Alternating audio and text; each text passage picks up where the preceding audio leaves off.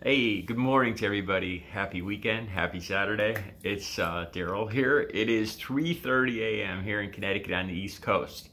Okay, I want to start off by saying it's early. I've been reading a lot more about Trump's attack on the post office, but that's not what I want to talk about right now. I made a couple of videos last night. After I made the video talking about peace, more calmer minds prevailing, and not giving into the hatred and the calls for outrage. I did some thinking about that, and I want to just talk about that briefly. I haven't read the comments yet, but after I made that video, I always anticipate, I try to see other people's point of view, honestly. I try to take, if somebody believes pretty much the opposite of what I believe, I'll think about, I'll try to see that view. I do this all the time. This is something I do after I make a video. I kind of anticipate defending my position, right? After I made the video last night, I started thinking about how it's possible I'll get some comments about how that I'm a hypocrite because I barely talked about the Black Lives Matter movement and what the people call the riots and the protests and everything, and how I defend that anger and outrage, and I don't even talk about it. But I encourage peace and calmer minds to prevail in the cases of basically lunatics, single person, racially motivated murderers, mentally unstable people. We're talking about one person, be they white or they're black, and their actions and their effect on the entire country. Now you already see where I'm going with this. In one case, like I said, in these cases with Dylan Roof and with the murder of this 5-year-old North Carolina boy, you have one unstable black or white person. And their goal, I don't know how they grew up, and I tell you the truth, I really don't even care. There's something deeply broken inside them where they have no problem murdering somebody. They have so much hatred built up inside them and misunderstanding that they're willing to take the lives of other people. And to me, it looks like a spreading pool of hatred. The big difference between between the Black Lives Matter movement, if I have to point this out, I will. I'll point it out right now. The big difference here is in the case of Dylan Roof, in the case of the murder of this 5-year-old boy, they were quickly apprehended, read their rights, held without bail, no chance of ever going on the street again, and facing justice, facing our system of justice.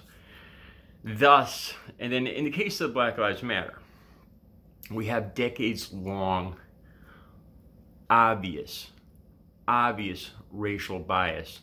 There's a lot of white people who refuse to see this, refuse to acknowledge it. Well, it must be the people themselves that are causing this. If there wasn't so much random violence in those communities, well, then the police wouldn't have to address them like this.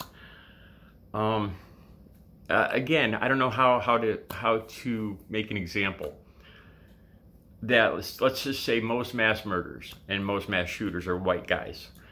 So does that mean that I should be stopped and searched and possibly looked at as a mass murderer or a mass shooter just because I'm a white guy? No. The mass majority of any race are good people. There's problems in every system, and let me just say this: I haven't talked about the racial, the socioeconomic reasons for a lot of this. A lot of this violence is drug and gang related. I have 25 years that I lived in this world. Let me tell you the honest truth. All races are to blame for this. What I saw in the case of cocaine being one of the most problem drugs was mainly white, and mainly white wealthier people from the suburbs coming in to buy these drugs, fueling the drugs and the gangs and the violence. It's, you know, for every 20 white guys, I would see one black guy or one Spanish guy. Seriously. I'm not trying to blame white people, but I'm just saying, you know, nobody's innocent in all this. There's a lot of people across the country that just point to Chicago. Say, look at all the violence there. Look at all that violence. They're just killing each other. We should just wall off the city and let them have at it. And they don't take any responsibility. They don't think through the situation at all. We're all citizens of this country. And the bottom line is addiction is the bottom line to blame for almost all of this, the gangs and the drugs and the gun violence. Bottom line, addiction goes to drugs, drugs goes to money, money goes to gangs and violence and death. It's a natural progression. They're all directly related. So, and a lot of addicts are white people fueling, just dumping the money in. Most of the wealthier people, the upper levels of wealth in this country, are white people with disposable income, and a lot of that money does go for drugs.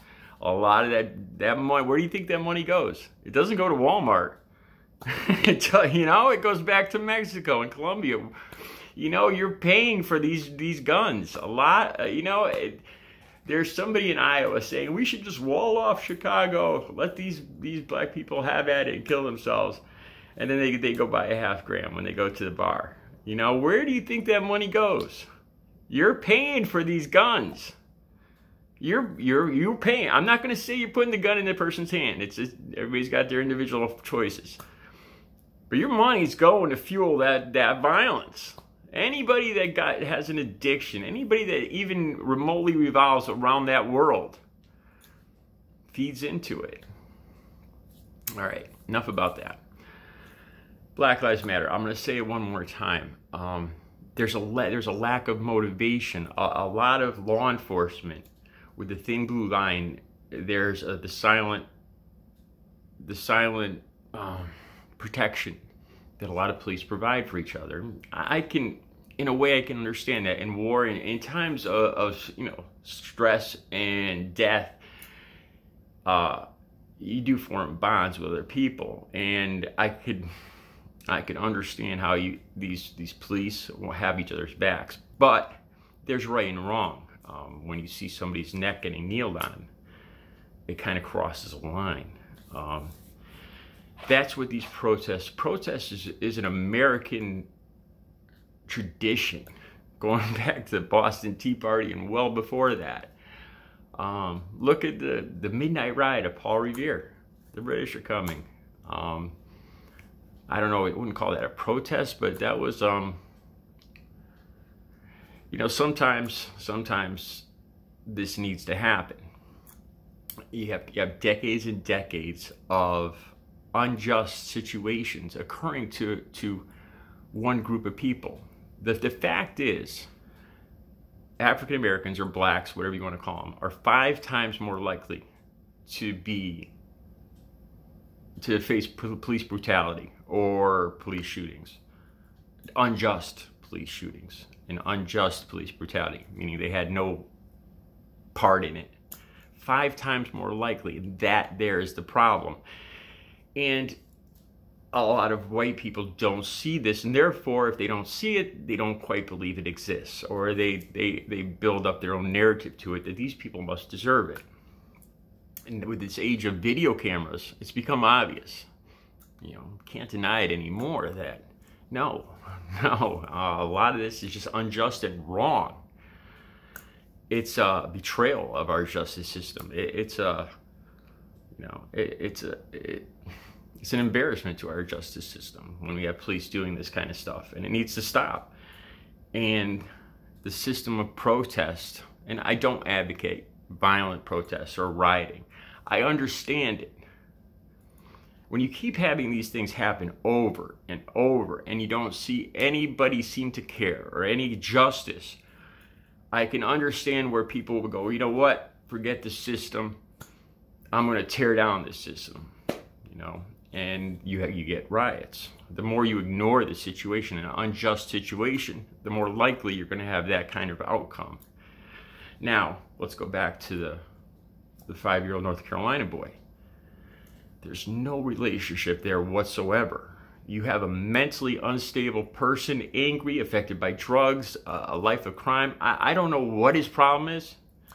He obviously, from everything I've read, he was not an upstanding person, an upstanding member of the community. He had issues and problems, but he was a single person. He wasn't an identity, a picture of the whole black community by any means. Just like the Nevada shooter at Las Vegas that shot down into the concert. Should all white people be to blame for him killing 50 people at that concert with that gun? Like in the Eminem song? Should all white people be looked at now as possible shooters? Should we not be rented hotel rooms that are high up near concert venues because we might be a shooter? No, of course not. These are individual single cases, and yes, they bring a lot of outrage with them, of course, because these are hideous, terrible, violent atrocities being committed by unstable minds. And a lot of people have preconceived biases. And then they see the situation that feeds into their bias, and they have an explosion of anger. And then, but the worst part is when they try to convince others of this. Where's the outrage? You should be outraged. We got to protest. What are you going to protest? The man was promptly convicted, jailed, and is facing death or life in jail. There's no injustice there. There's the atrocity and the complete wrong and sin and violation of that poor boy's life that this guy committed. But it was one person, one unstable man. I don't know how many times I need to explain this, and I think deep down everybody gets it, but a lot of people don't want to get it. They want to just go back to their anger, something they're familiar with, something that they think makes them feel good, or maybe something they're just so used to having in their life, anger and hatred, that's all they know. But it can do no good. You're just talking about one person, and in this case, any kind of protest or hatred or outcry or demonstration doesn't serve anything. There's nothing to change. You have a mentally unstable person. What are you protesting? What are you trying to change? I mean, as all Trump supporters and Second Amendment right advocates know, they say themselves, this is going to happen. Like with the case of school shooters. Oh, we can't have all these gun laws. Look, they say, we're going to have mentally unstable people in the world, and that's just going to happen. How many times have I heard that from Trump supporters and Second Amendment right advocates? Well, I'm spitting your words right back at you. This is going to happen. Mentally unstable people are going to find ways of going insane and hurting people. Unfortunately, until we could figure out how to solve this whole, we could have people that don't have broken minds anymore, it's going to happen. We can't blame a whole race of people and start destroying the country by feeding into this and feeding into an anger and trying to point a finger and blame these people or those people for one mentally unstable person. That's the difference between Black Lives Matter, decades of injustice that have been ignored, and now with video cameras, we can't be ignored anymore. You know, it's not just because black people lie and they kill each other and they deserve it. No, we have the cameras now. We can't, you know, people can't feed into that lie anymore. Big difference between the two. All right, you guys have a good Saturday.